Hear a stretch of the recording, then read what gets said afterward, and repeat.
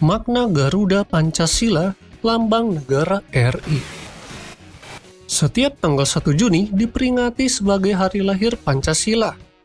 Pancasila merupakan ideologi negara dan Garuda Pancasila dijadikan sebagai lambang negara Republik Indonesia. Dalam situs resmi Badan Intelijen Negara atau BIN, Garuda Pancasila dirancang oleh Sultan Hamid II. Sultan Hamid II dilahirkan pada tahun 1913 dengan nama Syarif Abdul Hamid Al-Qadri. Dia dilahirkan dari Kesultanan Pontianak dan pernah menjabat sebagai Gubernur Daerah Istimewa Kalimantan Barat serta menjadi Menteri Negara Zonder Portofolio di era Republik Indonesia Serikat. Sultan Hamid II menggambarkan lambang negara berupa seekor burung Garuda berwarna emas dengan berkalungkan perisai yang di dalamnya bergambar simbol-simbol Pancasila dan mencengkram seutas pita putih yang bertuliskan Bhinneka Tunggal Ika. Lambang negara tersebut dirancang sejak Desember 1949, yaitu beberapa hari setelah pengakuan kedaulatan Republik Indonesia Serikat oleh Belanda. Untuk menyeleksi lambang negara yang akan digunakan, dibentuk Panitia Lencana Negara pada 10 Januari 1950. Pada saat itu, banyak usulan lambang negara yang diajukan kepada panitia.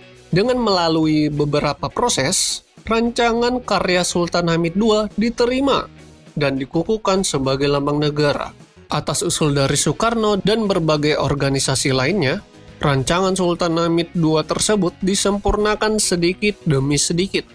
Pada Maret 1950, penyempurnaan sampai pada tahap finalisasi. Rancangan final tersebut mulai diperkenalkan kepada masyarakat sejak 17 Agustus 1950 dan sejak itu pula lambang tersebut digunakan. Pengesahan resmi lambang negara Garuda Pancasila pada 17 Oktober 1951 melalui Peraturan Pemerintah Nomor 66 Tahun 1951 yang dikeluarkan Presiden Soekarno dan Perdana Menteri Sukiman Wirjo Sanjojo. Sedang tata cara penggunaannya diatur melalui PP Nomor 43 Tahun 1958. Sejak tahun 1951, belum ada nama sah dari lambang negara tersebut, sehingga memunculkan banyak sebutan, diantaranya Garuda Pancasila, burung Garuda, lambang negara, atau hanya sekedar Garuda. Oleh sebab itu, pada 18 Agustus 2000, melalui amandemen kedua Undang-Undang Dasar 1945, MPR menetapkan nama resmi lambang negara. Penulisan nama resmi lambang negara Indonesia tersebut terdapat dalam pasal 36A Undang-Undang Dasar 1945 yang disebutkan sebagai Garuda Pancasila. Nama tersebut sesuai dengan desain yang digambarkan pada lambang negara tersebut, yaitu Garuda diambil dari nama burung dan Pancasila diambil dari dasar negara Indonesia. Garuda Pancasila terdiri atas 3 komponen utama, yaitu burung Garuda, perisai, dan pita putih. Menurut mitologi Hindu, burung Garuda merupakan burung mistis yang berasal dari India. Burung tersebut berkembang sejak abad ke-6 di Indonesia. Burung Garuda melambangkan kekuatan. Sementara, warna emas pada burung Garuda melambangkan kemegahan atau kejayaan. Jumlah bulu pada sayap Garuda sebanyak 17. Bulu di ekor berjumlah 8, bulu di pangkal ekor berjumlah 19, dan bulu di leher berjumlah 45. Bulu-bulu tersebut jika digabungkan menjadi 17 bulan 8 1945, yaitu menggambarkan waktu kemerdekaan Indonesia diproklamasikan. Di perisai yang terdapat pada burung Garuda mengandung 5 buah simbol yang masing-masing melambangkan sila-sila dari dasar negara Pancasila. Perisai yang dikalungkan tersebut melambangkan pertahanan Indonesia. Pada bagian tengah dari perisai terdapat simbol bintang yang memiliki 5 sudut. Bintang tersebut melambangkan sila pertama Pancasila, yaitu ketuhanan yang Maha Esa.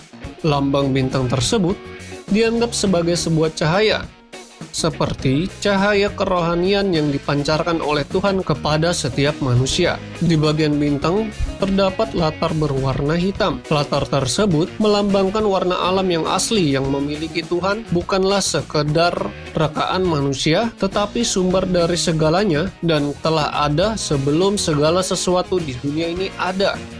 Pada bagian kanan bawah terdapat rantai yang melambangkan sila kedua Pancasila, yaitu kemanusiaan yang adil dan beradab. Rantai tersebut terdiri atas mata rantai yang berbentuk segi empat dan lingkaran yang saling berkaitan membentuk lingkaran, dan lingkaran yang saling berkaitan membentuk lingkaran. Mata rantai segi empat melambangkan laki-laki, sedangkan yang lingkaran melambangkan perempuan. Mata rantai yang saling berkait pun melambangkan bahwa setiap manusia, laki-laki dan perempuan, membutuhkan satu sama lain dan perlu bersatu sehingga menjadi kuat seperti sebuah rantai. Pada bagian kanan atas, terdapat gambaran pohon beringin yang melambangkan sila ketiga, yaitu Persatuan Indonesia. Kenapa pohon beringin yang digunakan? Karena pohon beringin merupakan pohon besar yang bisa digunakan oleh banyak orang sebagai tempat berteduh di bawahnya. Hal tersebut dikorelasikan sebagai negara Indonesia, di mana semua rakyat Indonesia dapat berteduh di bawah naungan negara Indonesia. Tak hanya itu saja, pohon beringin memiliki sulur dan akar yang menjalar ke segala arah. Hal ini dikorelasikan dengan keragaman suku bangsa yang menyatu di bawah nama Indonesia. Pada bagian kiri atas, terdapat kepala banteng. Kepala banteng tersebut melambangkan sila keempat Pancasila, yaitu kerakyatan yang dipimpin oleh hikmat kebijaksanaan dalam permusyawaratan perwakilan.